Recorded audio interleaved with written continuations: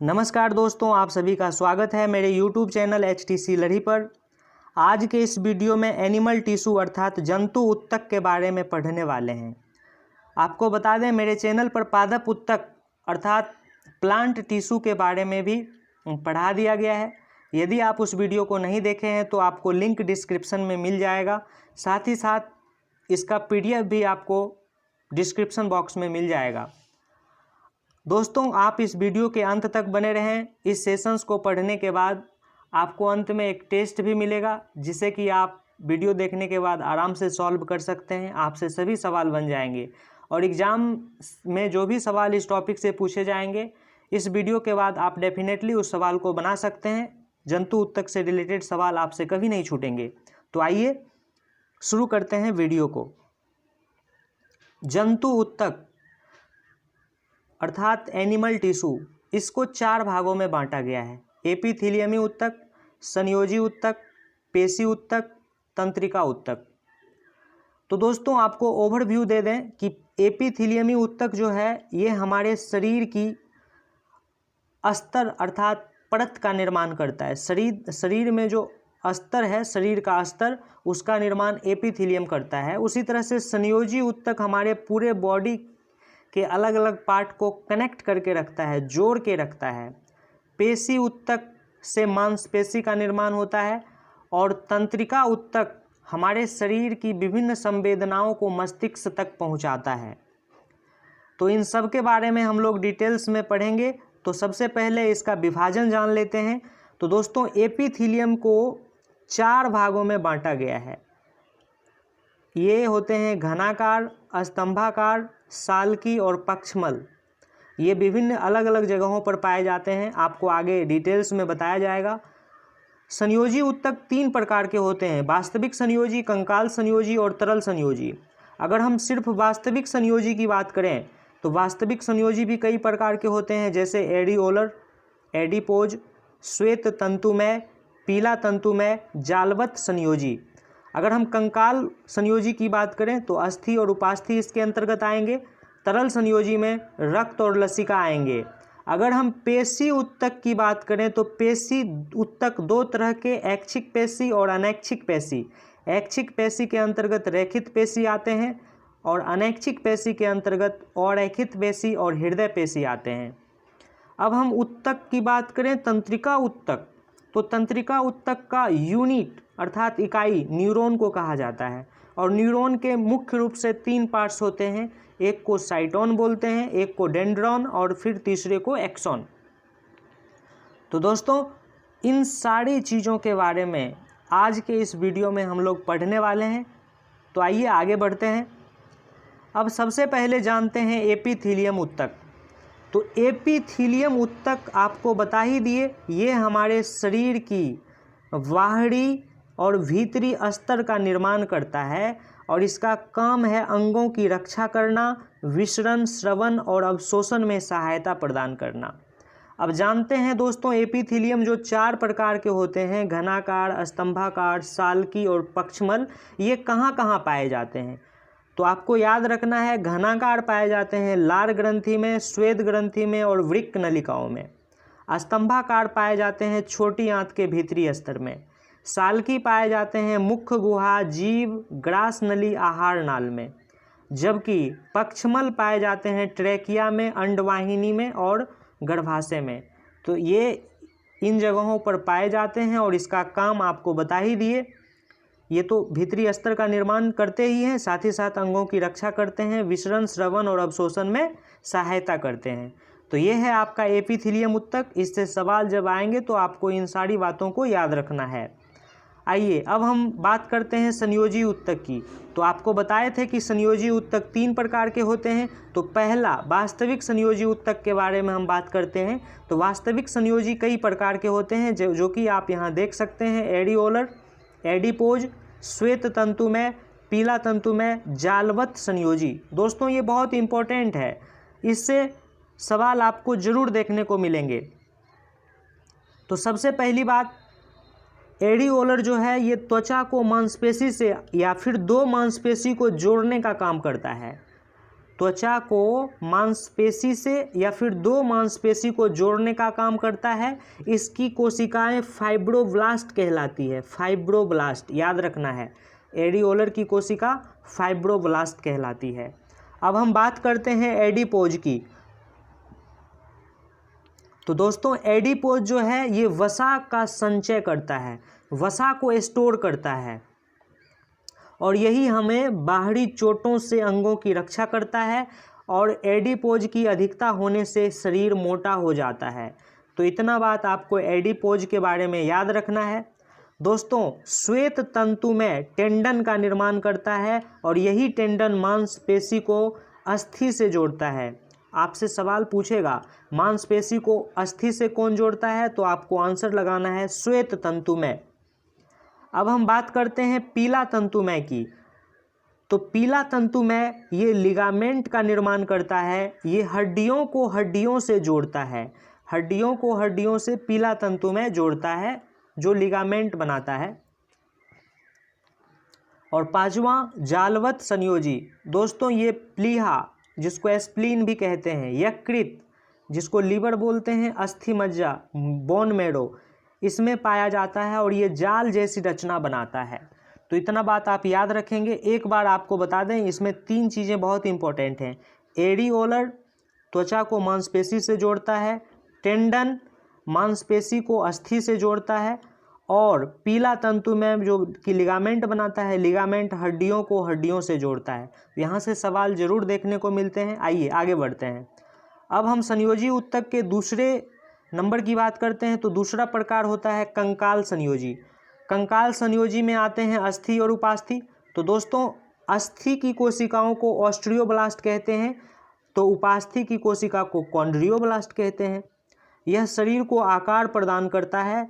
इसके मैट्रिक्स में कैल्शियम और फॉस्फेट के लवण पाए जाते हैं। ये ब्रेन और लंग्स की रक्षा भी करता है। अगर हम उपास्थि की बात करें तो उपास्थि जो है नाक, कान, ट्रैकिया इत्यादि में पाए जाते हैं। इसके मैट्रिक्स कॉन्ड्रिन नामक प्रोटीन, इसके मैट्रिक्स में कॉन्ड्रिन नामक प्रोटीन पाया जाता है। रीढ़ की हड्डी का जो डिस्क होता है उसमें भी उपास्थि पाया जाता है। और दोस्तों आपको बता दें मेमेलिया में जो अस्थि है उसकी पहचान है हैवर्सियन तंत्र। हैवर्सियन तंत्र मेमेलिया के अस्थियों की पहचान है। इससे भी कई एग्जाम्स में सवाल पूछ लिए गए हैं, तो इसे आप याद रखेंगे, हैवर्सियन तंत्र। आइए अब बात करते हैं तीसरे नंबर तरल संयोजी ऊतक की। तो तरल संयोजी ऊतक के अंतर्गत ब्लड आते हैं और लसिका आते हैं। तो सबसे पहले ब्लड की बात करें तो ब्लड में तरल भाग जिसे कि प्लाज्मा कहते हैं 55% होता है। ठोस भाग जिसके अंतर्गत आरबीसी, डब्ल्यूबीसी और प्लेटलेट्स आते हैं ये 45% होता है।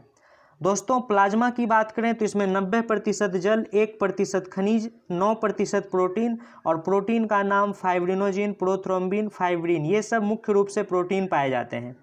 अगर हम आरबीसी, डब्ल्यूबीसी और प्लेटलेट्स को कंपेयर करें तो यहाँ से भी सवाल कई बार पूछ लिए जाते हैं रक्त से। तो आरबीसी को हिंदी में लाल रक्त कण बोलते हैं, डब्ल्यूबीसी को श्वेत रक्त कण, प्लेटलेट्स को बिम्बाणु।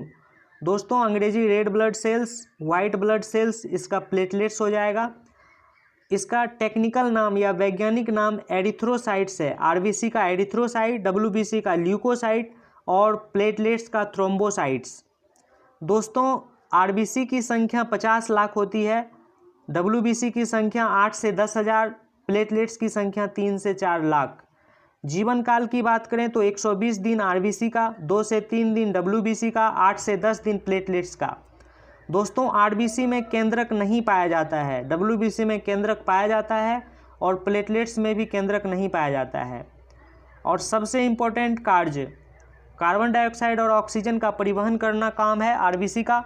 रोग प्रतिरोधक क्षमता को बढ़ाना डब्ल्यूबीसी का काम है और रक्त का थक्का बनाना प्लेटलेट्स का काम है। तो ब्लड से रिलेटेड इतनी बातें आप याद रखेंगे। दोस्तों अब हम बात करते हैं पेशी ऊतक की। तो पेशी ऊतक जो है शरीर की मांसपेशियां इसी पेशी ऊतक से बनी होती है। पेशी ऊतक में ऐच्छिक पेशी और अनैच्छिक पेशी आते हैं। ऐच्छिक पेशी के अंतर्गत रेखित पेशी और अनैच्छिक पेशी के अंतर्गत अरेखित पेशी और हृदय पेशी आते हैं। दोस्तों यह अस्थि से जुड़ी रहती है रेखित पेशी और गति में सहायता करती है। ऐच्छिक पेशी दोस्तों जहां हमारे इच्छा के अनुसार जो हमारे शरीर का जो अंग काम करता है तो उसे हम रेखित पेशी कहते हैं, जबकि अनैच्छिक पेशी हमारे इच्छा के अनुसार काम नहीं करता है। इसका डायरेक्ट इस पे कंट्रोल होता है मस्तिष्क का, जैसे कि छोटी आंत, अमाशय, मूत्राशय, फेफड़ा, श्वास नली, इन सब जगहों पर आरेखित पेशी पाए जाते हैं, जबकि हृदय पेशी हृदय में पाए जाते हैं। तो इतना बात आप पेशी ऊतक से याद रखेंगे। अब हम बात करते हैं तंत्रिका ऊतक की। तो दोस्तों तंत्रिका ऊतक की जो कोशिका है उसे न्यूरॉन कहा जाता है, या हिंदी में तंत्रिका कोशिका भी बोलते हैं। तो तंत्रिका कोशिका जो है तंत्रिका ऊतक का इकाई कहलाता है। यहाँ से सवाल पूछे जाते हैं, आपको याद रखना है तंत्रिका ऊतक का इकाई न्यूरॉन। मस्तिष्क, मेरुरज्जु एवं तंत्रिकाएं मिलकर तंत्रिका तंत्र बनाती है। तंत्रिका कोशिका के 3 मुख्य भाग हैं, डेंड्राइट्स, साइटोन और एक्सोन। दोस्तों तंत्रिका ऊतक संवेदना को शरीर के एक भाग से दूसरे भाग में भेजने का कार्य करता है। और सिनेप्स, ये सिनेप्स जो है ये एक न्यूरॉन के एक्सोन के अंतिम छोर की शाखाएं दूसरे न्यूरॉन के डेंड्राइट से जुड़कर सिनेप्स बनाती हैं। तो आइए दोस्तों अब हम जंतु ऊतक से संबंधित कुछ महत्वपूर्ण सवाल को करेंगे आगे। तो आइए सवाल शुरू करते हैं। पहला सवाल, पक्षमल एपिथीलियम कहाँ पाया जाता है? दोस्तों आपको बताए थे पक्षमल एपिथीलियम ट्रैकिया में पाया जाता है। ट्रैकिया आपको याद रखना है। दूसरा सवाल, एपिथीलियम ऊतक का प्रमुख कार्य क्या है? तो दोस्तों आपको बताए थे एपिथीलियम ऊतक सुरक्षा प्रदान करता है, तो इसका प्रमुख कार्य सुरक्षा है, रक्षा करना। तीसरा सवाल है अस्थि है, तो अस्थि क्या है दोस्तों? ऑप्शन है एपिथीलियम ऊतक, संयोजी ऊतक, पेशी ऊतक, तंत्रिका ऊतक। तो दोस्तों अस्थि एक संयोजी ऊतक है। चौथा सवाल, फाइब्रोब्लास्ट कोशिकाएं कहाँ पाई जाती है? तो आपको बताए थे दोस्तों फाइब्रोब्लास्ट जो है वो एडिओलर ऊतक में पाया जाता है। एडिओलर ऊतक की कोशिकाएं फाइब्रोब्लास्ट कहलाती है। आप वीडियो को पीछे जाकर देख भी सकते हैं, एडिओलर को ही फाइब्रोब्लास्ट की कोशिकाएं, एडिओलर फाइब्रोब्लास्ट की कोशिकाओं से बना होता है। दोस्तों ऑस्टियोब्लास्ट कोशिकाएं कहाँ पाई जाती है? तो आपको बताए थे ऑस्टियोब्लास्ट अस्थि में, कॉन्ड्रियोब्लास्ट उपास्थि में और फाइब्रोब्लास्ट एडिओलर में। तो इन तीनों बातों को आप याद रखेंगे। तो यहाँ पे पूछा गया है ऑस्टियोब्लास्ट, तो ये हो जाएगा अस्थि में। निम्नलिखित में से किस प्रकार के ऊतक के अधिक मात्रा में एकत्र हो जाने से शरीर मोटा हो जाता है? तो दोस्तों ये हो जाएगा एडिपोज। एडिपोज वसा को संचय करता है और वसा का संचय अधिक मात्रा में हो जाने से शरीर मोटा हो जाता है, याद रखना है एडिपोज ऊतक। लिगामेंट का निर्माण कौन करता है? तो दोस्तों लिगामेंट का निर्माण करता है पीला तंतु। पीला तंतु, आइए एक बार आपको पीछे जाकर हम दिखा दें।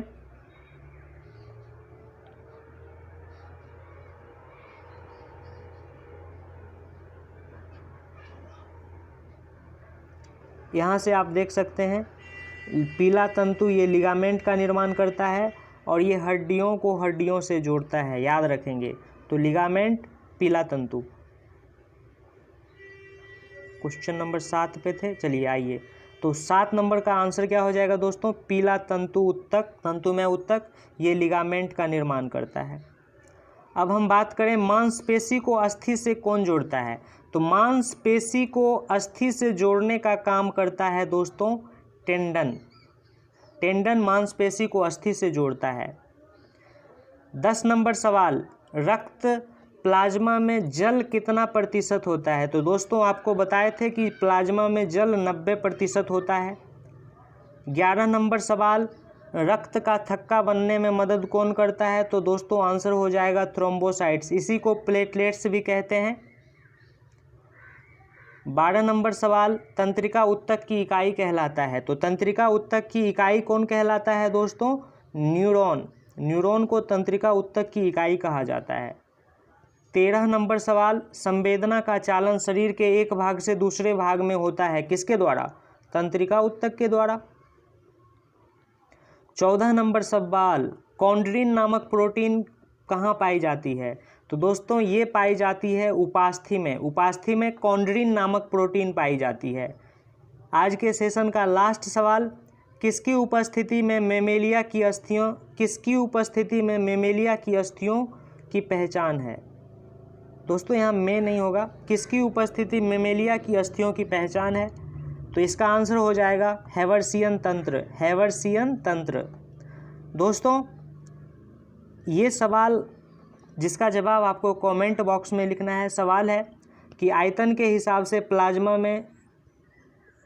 प्लाज्मा रक्त या रुधिर का कितना प्रतिशत होता है? तो आप इसका आंसर कमेंट बॉक्स में लिखेंगे। पहला ऑप्शन है 90%, दूसरा है 10%, तीसरा है 55%, चौथा ऑप्शन है 45%। दोस्तों यदि आपको वीडियो पसंद आया हो तो लाइक और शेयर करें, और यदि मेरे चैनल पर नए हैं तो मेरे चैनल को सब्सक्राइब कर लें और बेल आइकन को दबाना ना भूलें, ताकि आगे आने वाले वीडियो का नोटिफिकेशन सबसे पहले आपको मिल सके। हमारे चैनल को सब्सक्राइब कर लें। मेरा चैनल HTC लड़ी है। वीडियो देखने के लिए धन्यवाद।